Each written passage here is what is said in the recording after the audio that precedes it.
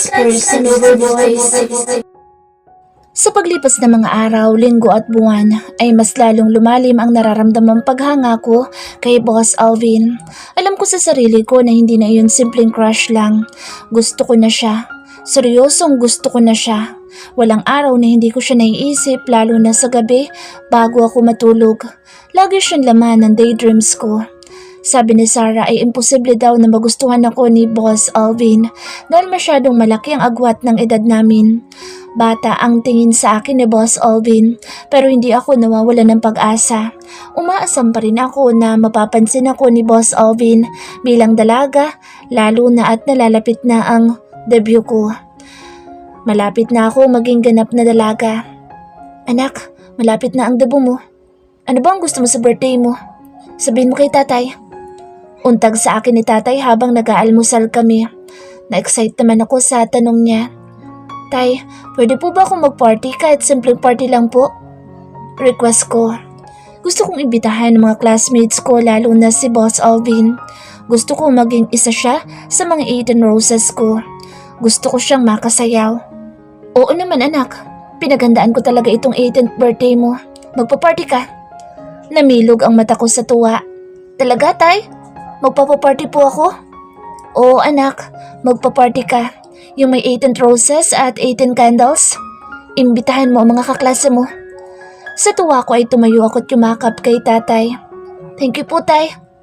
The best ka po talaga. Tinapik-tapik niya ako sa braso. You're welcome anak. Basta sa ikasisiya mo sa 18th birthday mo. Bumalik na ako sa upuan ko, nakilig na kilig. Excited na ako sa debut ko. Tay, pwede pong imbitahan ko rin si Boss Alvin? Hirit ko pa. Tumingin sa akin si tatay. Iniimbitahan mo si Boss Alvin? Ngumuso ako at nagbaba ng tingin sa plato. Opo tay. Siyempre po, boss niyo siya. At parang kuya ko na rin. Kaya dapat imbitahan ko din siya. Tumangutango si tatay. Sige anak, sasabihin ko kay Boss Alvin. Ako na lang po tay. Wala po kaming pasok bukas. Magluluto po ako ng merienda at hahatiran kayo sa site. Excited na sabi ko. O sige anak, ikaw na bahala. At sa sobrang excited ko ay naubos kong umagahan ko. Ganado akong pumasok ngayon sa school. Talaga? Mag-debut party ka? Tanong ni Sarah habang nag-aabang kami ng jeep. Oo, pinaghandaan daw yun ni tatay. Wow, iba talaga kapag nag-iisang anak na ibibigay ng magulang ang lahat. Umabrosyete ako sa braso ni Sarah. Kapag nakapagtapos ka ng pag-aaral at nakapagtrabaho ng maganda, mabibili mo na rin ang gusto mo. 5 magkakapatid sila Sarah at lahat sila ay nag-aaral. Panggitna siya at minsan ay kinakapos sila sa budget. Minsan sinasabi niya, ang swerte ko daw dahil nag-iisa akong anak at lahat ng gusto ko ay naibibigay ni tatay. Pero hindi niya alam, malungkot din na nag-iisang anak lang. Nainggit nga ako sa kanya dahil marami silang magkakapatid. May nakakausap siya sa pag-uwi niya sa kanila. Hindi gaya ko, pag-uwi sa bahay mag-isa lang ako. Walang makausap at naghihintay kay tatay. Kaya ako kapag nagkapamilya gusto ko anak ay mga 4, 2 lalaki at 2 babae. Bigla namang sumagi sa isip ko mukha ni Boss Alvin. Nangiti ako at kinilig sa isiping siya ang mapapangasawa ko balang araw. Ano kayang itsura na magiging mga anak namin? Gusto ko ang mga anak namin lalaki ay kamukha niya tapos ang mga babae naman ay kamukha ko. Nag-init ang mukha ko sa tinatakbo ng isip ko. Ay, ano ba itong naiisip ko? Kapag nalaman ni tatay ang iniisip ko, sigurado sa sermonan niya ako. Uy, Danica! Ha? Nilangon ko sa Sarah, nakunot ang noong nakatingin sa akin. Nagde-daydream ka na naman. Ngumuso ako. Hindi may iniisip lang ako. Tanggi ko. Sus, nangingiti ka nga dyan. I'm sure, si Boss Alvin na naman ang iniisip mo. Lalong nang haba ang huso ko at nag-init ang pisngi. Ano namang masama kung isipin ko siya? Patay na patay ka talaga kay Boss Alvin. Kapatid lang naman ang tininom sa'yo Sa ngayon, dahil wala pa akong 18, pero kapag nag-18 na ako, magbabago ang tingin niya sa akin. Bakit ba kasi si Boss Alvin pa ang gusto mo Ang laki ng tanda niya sa'yo. Marami naman dyan mga lalaki na kasing edad lang natin. At may mga itsura din naman na nagpapapansin sa'yo. Ayoko sa kanila. Sabi ko, mas gusto mo sa matanda. Hindi matanda si Boss Alvin, no? Pero mahigit 30 na siya. Para sa edad natin, matanda na yun. Oo na, matanda na siya para sa edad natin. Pero wala akong pakialam. Basta, siya ang gusto ko. Period. Mariin na sabi ko. Oo na, sige na. Gusto mo na siya. At naway magkagusto din at magkatotoo ang pantasya mo sa kanya. O ayan na yung jeep. Pinara na namin ang paparating na jeep at sumakay. Sa loob ng jeep ay pinag-usapan naman namin ang tungkol sa debut party ko na gaganapin na sa 1 buwan. Pigil ko ang kilig na maiwan kami ni Boss Alvin dito sa silong ng punong mangga. Tinawag kasi si tatay ng mga kasamahan niya at may itatanong yata. Hindi ko kasama ngayon si Sarah sa paghatid ng merienda dahil may iniutos sa kanya ang nanay niya. Napagalitan pa nga ako ni tatay dahil wala akong kasama. Ayaw niya kasi na umaalis ako nang walang kasama. Delikado na raw ang panahon ngayon at nagkalat ang mga loko. Pero nag-iingat naman ako at laging listo sa paligid. Mas marami pang ang loko-loko sa Manila. Wala kang pasok ngayon sa school? Tanong ni Boss Alvin habang umunguya ng turon. Espesyal ang turon ko dahil nilagyan ko pa ng langka. Oo kaya nakapagluto ako ng merienda niyo ni tatay. Ngiti-ngiti na sabi ko. Ngumisi naman siya. Talagang lagi mo na akong dinadamay sa merienda. Siyempre, malakas nga kayo sa akin, di ba? Tumawa siya. Oo nga pala. Akmang hawakan niya ang ulo ko pero mabilis akong umiwas. Guguluhin na naman niya ang buhok ko Lalong lumakas ang tawa niya. Sa lakas ng tawa niya ay napapatingin na sa amin ang mga tauhan niya. Pati na rin si tatay. Masarap naman sa pakiramdam na ako ang dahilan ng pagtawa niya. Kapag naging kami talaga, lagi ko siyang patatawanin. Ano namang ginawa mo sa bahay niyo? Naglinis ako ng kwarto ko. Nilinisan ko rin ang bahay namin at naglaba ako ng damit namin ni tatay. Ngumisi siya. Ang sipag Marunong ka pala maglinis ng bahay at maglaba. Oo naman. Siyempre dalaga na kaya ako. Kailangan marunong na ako ng mga gawaing bahay. Ayaw pa nga ni tatay na paglabahin ako dahil baka hindi ko daw kaya. Uupa na lang daw siya ng labandera. Ganoon ako ka-spoiled kay tatay pero sabi ko sa kanya, kailangan matuto na ako dahil dalaga na ako. Talagang gustong gusto mo nang magdalaga. Sambit niya at kumagat ng turon. Napasingap ako nang may maalala.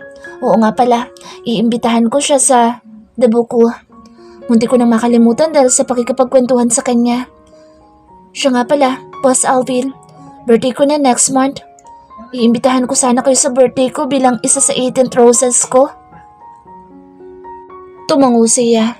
Nasabi na sa akin ni Mang Berto yan. Napanguso ako. Si tatay talaga.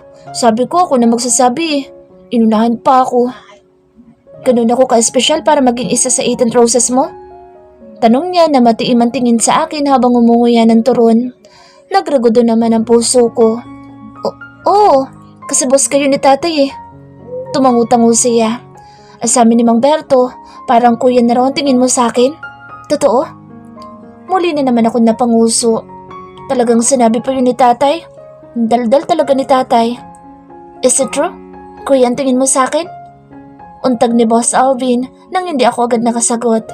Titig na titig siya sa akin na parang binabasa ang nasa isip ko. Bahagi ako nag-iwas ng tingin at kunwaring inayos ang dahon ng saging sa basket. Oo. Tangi na isagot ko lang. Kung ganoon dapat kuyang itawag mo sa akin. Nagangat ako ng tingin sa kanya. Nakangisi na siya. Ayoko nga. Bakit ko kayo tatawagin kuya Hindi ko naman kayo kapatid. Tumawa siya. Pero kuya ang tingin mo sa akin. Hindi ko na yun kinibo at iniba na lang ang topic. Basta Boss Alvin, pumunta kayo sa birthday ko ha. Huwag kayo mawawala. Saglit siyang hindi nagsalita at tila nag-isip. Actually, hindi ako sure kung makakadalo ako. Depende kung wala akong importanteng lakad ng araw na iyon. Sumimangot ako na ikinatawa lang ulit niya. Oo na, pipilitin kong pumunta kahit may importanteng lakad ako. Huwag ka na sumimangot. Natatawang sabi niya at pinisil ang baba ko. Ngumuso ako at pigil ang kilig dahil sa pagpisil niya sa baba ko. Nararamdaman ko pang andalirin niya sa baba ko. Promise niyo yan ha? I promise. Sagot ko ng cake mo. Kahit hindi na, basta dumating lang kayo. Muli na naman siyang tumawa na para bang may nakakatawa sa sinabi ko. You're really cute, Danica. Sambit niya. Matutuwa na sana ako na pinuri niya ako pero cute ang sinabi niya. Bata na naman ang tingin niya sa akin. Hindi ako cute, boss. Maganda ako. Ngumisi siya. Indeed.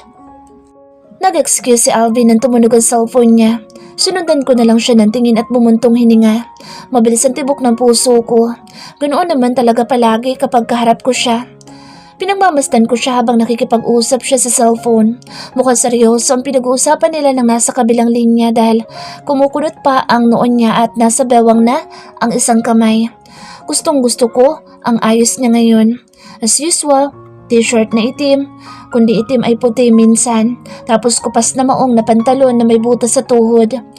Ang may kahabaan niyang buhok ay nakabuhan pataas na bumagay sa medyo kumakapal na niyang balbas at bigote. Ang lakas-lakas talaga ng dating niya. Ang lakas ng dating niya sa puso ko. Umayos ako na lumapit na sa akin si tatay na may hawak ng papel na iniabot sa kanya ng tauhan. Mukhang nagkakasiyahan kayo ni boss kanina, anak ah. Ang lakas ng tawa ni boss. Natatawang sabi ni tatay. Ewan ko po dun, tay. Wala naman nakakatawa sa mga sinasabi ko, tawa siya ng tawa. Nakangusong sabi ko at niligpit na ang basket at inumi ni tatay. Baka natutuwa lang siya sa'yo, anak. O ano, nakapagsabi ka na ba sa kanya na iimbitahan mo siya sa birthday mo? Opo, tay. Pero alam na pala niya, inunahan niyo ako. Tumawa si tatay. Nagpaalam na kasi ako sa kanya, anak, na hindi ako papasok sa birthday mo kaya nalaman na niya. Ang sabi niya po, tay, sagot niya na daw po ang cake. Talaga? Aba, ang lakas mo rin talaga kay boss. Nakangising saad ni tatay. Parehas po tayong malakas sa kanya, tay. Sabay kaming nagtawa ng mag-ama. Binitbit ko ng basket na wala ng laman at nagpaalam na ako kay tatay at boss Alvin na uuwi na. Ayan, mas lalo kang gumanda, baby girl. Hindi halatang 18 years old ka lang. Sobrang pretty mo. Dalagang-dalaga ka na. I'm sure matutuwa si boyfriend mo kapag nakita ka niya. Ang swerte ng boyfriend mo. Anang binabaeng makeup artist. Ngumiti ako sa kanya sa salamin. Wala akong boyfriend, miss. Magagalit si tatay. Ganun ba? Very strict pala si Pudra. Pero di bale, I'm sure tutulo naman ang laway ng mga boylet na bisita mo. Napangiti ako sa sinabi niya pero isang lalaki lang naman ang gusto kong tumulo ang laway dahil sa kagandahan ko ngayong gabi. Walang iba kundi si Boss Alvin. Nasa labas na kaya siya? Ang sabi ni Sarah kanina wala pa daw pero nangako naman si Boss Alvin na pupunta siya at kahit busy siya ay pipilitin niyang pumunta. Sayang wala akong cellphone number niya para makontak siya. Wala din siyang social media.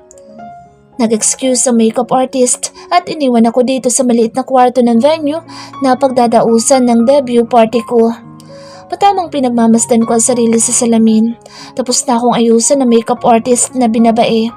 Gusto ko ang pagkakaayos niya sa akin. Hindi makapal ang makeup at light lang pero glowing pa rin ang mukha ko. Hindi kasi ako mahilig sa makapal ang makeup. Ang buhok ko ay naka-French bun at may nakalawit na hibla sa magkabila ang sentido ko na kinulot. Kulay pink ang suot kong ball gown na pa-sweetheart ang style na may strap. Litaw ang kaputian ang ibabaw ng aking dibdib. Gustong gusto ko ang ayos ko ngayon. Ngayong gabi ay isa na akong ganap na dalaga. Excited na ako makita ko ni Boss Alvin sa ganitong ayos. Ano kayo magiging reaksyon niya? Wow, ang ganda naman ng debutante. Nilingon ko si Sarah na pumasok. Pati siya ay nakaayos na din. Nakadress naman siya na kulay baby pink din. Lumapit siya sa akin at pinagmasdan ako. Nakaguhit ang paghanga sa kanyang muka. Lalo kang gumanda, girl. Bulalas niya. Talaga? Bagay ba sa akin yung gown? Tumayo ako at bahagya pang umikot para ipakita sa kanya ang kabuuan ko. Oo, bagay na bagay sa'yo. Lahat naman yata bagay sa'yo eh. Thank you. Sarah, nandiyan na ba sa labas si Boss Alvin? Kapag kuwan ay tanong ko sa kanya. Wala pa, pero yung mga kaklase natin nandiyan ang lahat. Ngumuso ako. Bakit wala pa si Boss Alvin? Aba, ewan ko, hindi naman akong nanay nun. Sinamaan ko ng tingin si Sarah. Tinawanan lang niya ako. Pumasok ang isa sa mga organizer at sinabi magsisimula na ang program. Lumabas na si Sarah at ako naman ay inihanda na ang sarili. Matamis ang ngiti ko sa labi habang naglalakad ako sa red carpet. Sumigabo ang palakpakan mula sa mga bisita ko na karamihan ay mga classmates ko. Iginala ko ang mata sa paligid. Dito sa Casa Zaragoza, ginanap ang debut party ko. Nasunod ang gusto kong tema at maraming salamat kay tatay dahil ibinigay niya talaga ang gusto ko. Hindi man ito kasing bongga gaya ng debut party ng mga mayayaman pero sapat na sa akin at masaya ako sa lahat ng effort ni tatay. Tiningnan ko mga kaklase ko. Lahat sila ay may ngiti sa labi habang nakatingin sa akin. Magaganda at gwapo din sila sa mga suot at ayos nila. Si Sarah ay kinukuhanan pa ako ng video. Maging ang ilan ko mga kaklase ay nakatutok din sa akin ang mga cellphone. Ang ganda mo girl! Sambit ni Sarah. Minisian ko lang siya. Tumingin ako kay tatay na may hawak din cellphone at nakatutok sa akin. Gwapong gwapo din si tatay sa suot niya. Naka-Amerikana pa siya at bagong gupit. Hindi halatang pinaghandaan din niya ang araw na ito. Inilibot kong muli ang mata. Nagbabaka sakali na makita ko na ang lalaking kanina ko pa inaasam na makita pero wala pa rin ni anino niya. Siguro late lang siya. Pumuntong hininga ako at itinuon na lang ang atensyon sa mga bisita. Ang ganda-ganda mo anak, para kang prinsesa. Kung sa bagay, prinsesa naman talaga kita. Sabi ni tatay habang inihahatid ako sa unahan kung saan may nakalagay na pink wingback chair na sa itsura pa lang masarap ng upuan. Salamat po tayo sa lahat ng ito. Sobra ko pong saya ngayong gabi dahil ginawa niyo itong special. Alam ko pong hindi biro ang halaga ng lahat ng ito. Hindi na importante kung magkano ang halaga ng lahat ng ito anak. Espesyal ang araw na ito para sa iyo dahil isang beses ka lang magdadebo sa buong buhay mo. Ngumiti ako at yumakap kay tatay. Sobrang swerte ko dahil siya ang tatay ko. Maaga man ako naulila sa ina pero doble ang pagmamahal na ibinibigay sa akin ni tatay. Nagumpisa ang programa sa makabagbag damdamin na speech ni tatay. Hindi nawala sa speech niya ang lagi niyang paalala na i-priority ko muna ang pag-aaral at huwag munang magpalikaw. Pabirong binantaan pa nga niya ang mga kaklase kong lalaki. Matapos ang speech ni tatay ay sumunod naman ang cotillion dance na pre-practice pa ng mga kaklase ko. Nagtatawanan pa nga kami dahil karamihan pa nga sa mga kaklase ko ay mga kaliwa pa ang mga paa at hindi pa doon nagtatapos. Ang mga kaklase kong lalaki ay may dance production pang hinanda. In fairness, sabay-sabay naman silang sumayaw kahit mga kwela. Tuwang-tuwa naman ako sa kanila at na-appreciate ko ang effort nila. Pati nga si tatay ay tuwang-tuwa din. May isa pa nga akong kaklaseng lalaki na komedyante na pabirong tinawag na tatay si tatay. Umugong tuloy ang tawanan. Sumunod naman na nagpa-games ang host. Game na game naman ang mga bisita ko. Hindi rin nagpatalo si Sarah sa game at nakipagbardagulan pa sa mga lalaki. Enjoy naman akong panoorin sila. Pinapunta na ako sa gitna ng host dahil mag-uumpisa ng isayaw ako na mga lalaki naging malapit sa akin. Nag-umpisa syempre kay tatay. Ibinigay niya sa akin ang hawak niyang red rose. Sumunod naman ang mga kaklase ko. Isa-isa nila akong isinayaw at may hawak din silang tig-isang red roses. Enjoy naman akong kasayaw sila lalo na mga kaklase kong komedyante na may mga sarili pang step. Pero habang kasayaw ko sila ay patingin-tingin naman ako sa entrance. Wala pa kasi ang espesyal na bisita ko. Umibigat ang pakaramdam ko dahil mukhang hindi talaga siya darating. Nangako pa naman siya sa akin. Nandito nga ang cake na ipinangako niya pero wala naman siya. Ano naman ang silbi noon? Kapag hindi talaga siya pumunta, hindi ko siya papansinin kapag pumunta ako sa site. Hanggang sa ika-17 roses ko ay wala pa ring Alvin ang nagpapakita. Nanlulumo na ako at naiiyak na. Pinipilit ko na lang ang sarili ko na ngumiti. Mabuti nga at hindi iyon napapansin ng kasayaw ko. Nasaan ang escort mo? Siya nang susunod sa akin. Tanong ni Mac, nakaklase ko at kasayaw ko rin. Nagpalingalinga din siya at hinanap ang kasunod niya. Wala, mukhang hindi na siya darating. Hiyaan mo na nga siya. Ikaw na lang escort ko. May inis sa boses na sabi ko. Ipinagpatuloy na lang namin ni Mac ang pagsayaw habang nagkukwentuhan. Mabait si Mac at close ko din. Kuwela siya kaya hindi boring kausap. Excuse me, can I have my baby girl? Natigilan ako kasabay ng malakas na kabog ng dibdib ko nang marinig ang malaking boses ni Boss Alvin sa likuran ko. Si Mac ay nakaawang ang labi habang bahagyang nakatingala sa likuran ko. Dahan-dahan naman ako lumingon at parang lalabas na ang puso ko sa lakas ng kabog nito nang makita ko si Boss Alvin na halos isandang ka lang ang agwat namin. Ngumiti siya. I'm sorry, I'm late. Iniabot niya sa akin ang red rose.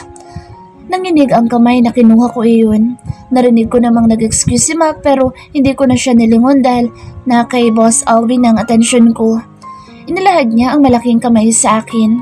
Hinawakan ko naman iyon. Inilagay ko naman ang isang kamay sa balikat niya. Inilagay din niya ang isa kong kamay sa kanyang balikat at humawak siya sa bewang ko. Walang nagsasalita sa amin at nakatitig lang kami sa isa't isa habang marahang umiindak. Casual ang suot niya. Ngayon, naka-t-shirt siyang puti na pinatungan niya ng itim na dinner jacket. Blue jeans ang pantalon niya at sneakers na puti ang sapatos. Naka-half ponytail ang kanyang buhok. Gayunpaman, wala pa rin nagbago sa aura niya. Malakas pa rin ang dating niya at nangingibabaw siya sa lahat ng tao dito. Ngumisi siya. Pasado na ba ang itsura ko? Ha? Mahina siyang tumawa. Itinaas niya isang kamay at pinisil ang baba ko. Mapupungay ang mga mata niyang titig na titig sa akin. You look so gorgeous tonight, Danica. Anas niya. Napakagatlabi naman ako sa kilig. Naglaho na parang bula ang konting tampo ko sa kanya. Kala ko hindi ka na darating eh. Ngumiti siya. Nangako ako sa'yo, di ba? Ngumuso ako. Saan ka ba kasi galing? Galing ako Manila. May inaasikaso ako doon. Tapos dumiretso na ako ng uwi para sa'yo. I'm sorry kung nalate ako. Kumagatlabi ako.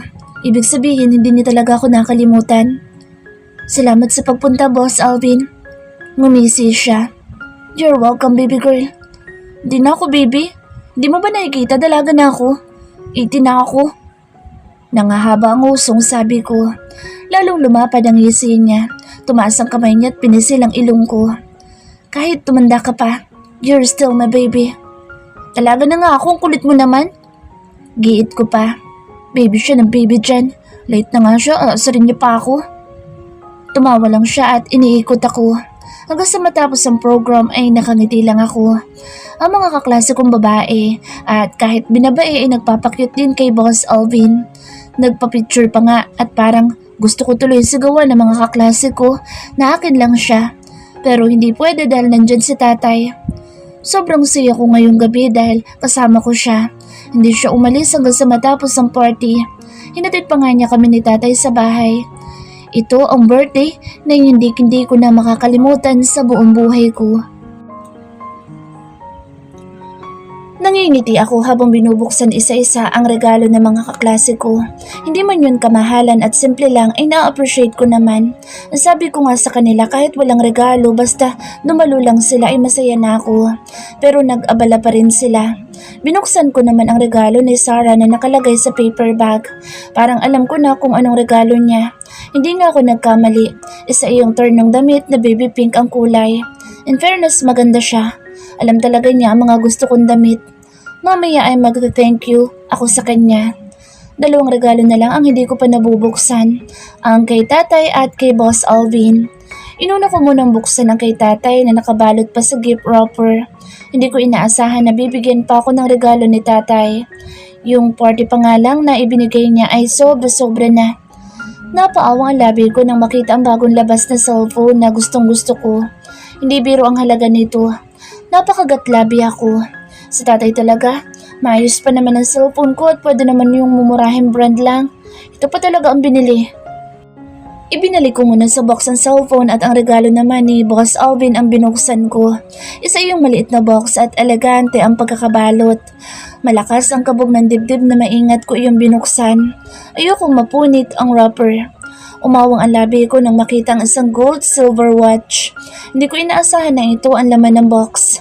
Lalo pang umawang ang labi ko at namilog ang mata nang makita ang brand. OMG, sobrang mahal naman ang brand na to.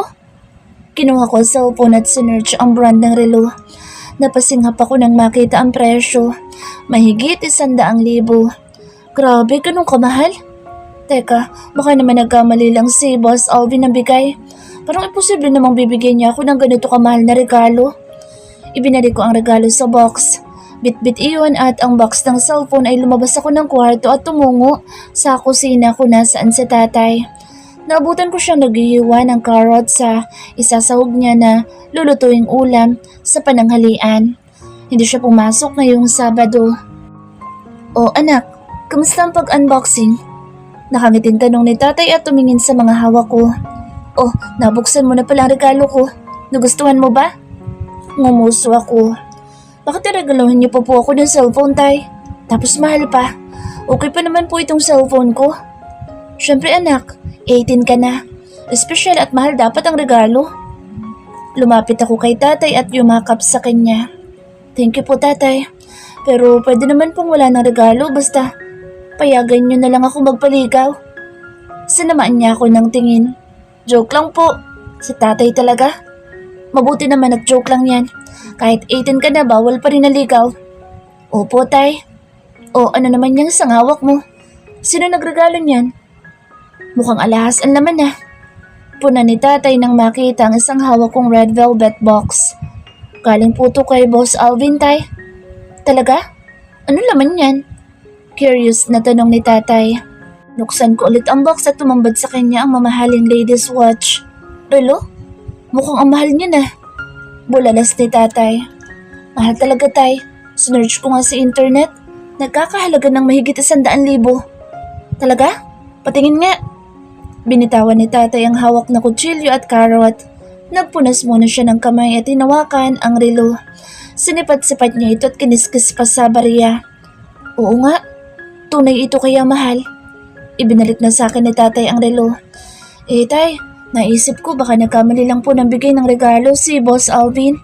Parang imposible naman bigyan niya ako ng ganito kamahal na regalo. Maayos ko na ibinalik ang relo sa box. Hindi naman siguro anak. Baka regalo talaga niya sa iyo yan kaya ingatan mo yan. Huwag mo lagi isusuot kapag lalabas ka. Mainit yan sa mata ng mga kawatan.